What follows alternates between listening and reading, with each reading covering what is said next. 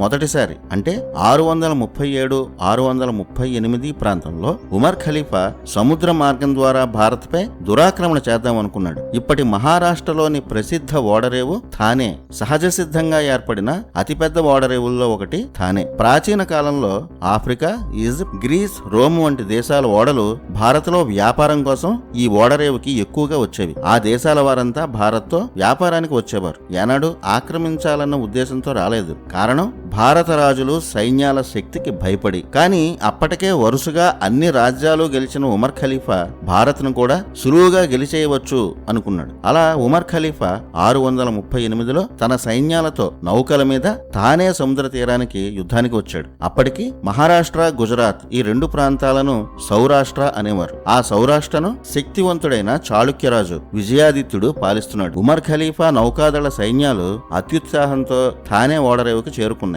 సౌరాష్ట్ర తీరమంతా చాళుక్య విజయాదిత్య నౌకాదళమే కాపు కాస్తోంది. ఖలీఫా నౌకలను విజయాదిత్య నౌకలు చుట్టుముట్టాయి. అది ఒక్క రోజులోనే.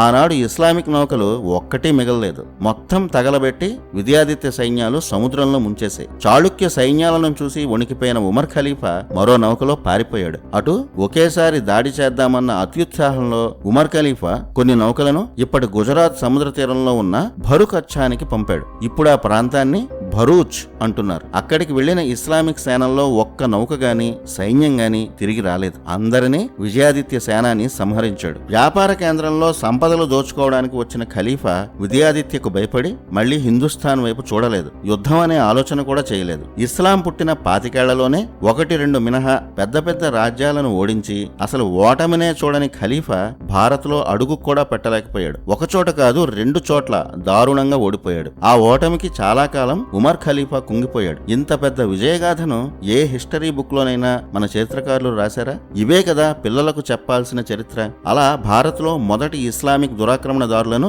సౌరాష్ట్ర మహారాజు విజయాదిత్య, అతని సైన్యాధిపతి తరిమి కొట్టారు. ఇస్లామిక్ సేనలు మొట్టమొదటగా ఘోరమైన ఓటమిని చూసింది విజయాదిత్య చేతుల్లోనే. ఇక సౌరాష్ట్రలో కాలు పెడితే తమ ఉనికే ఉండదని ఖలీఫాకి అర్థమైంది. అందుకే ఈసారి గాంధారానికి ఆనుకునే ఉన్న సింధు రాజ్యాన్ని ఆక్రమించి అక్కడి నుంచి భారత్పై దురాక్రమణ చేయాలని ఉమర్ ఖలీఫా అనుకున్నాడు.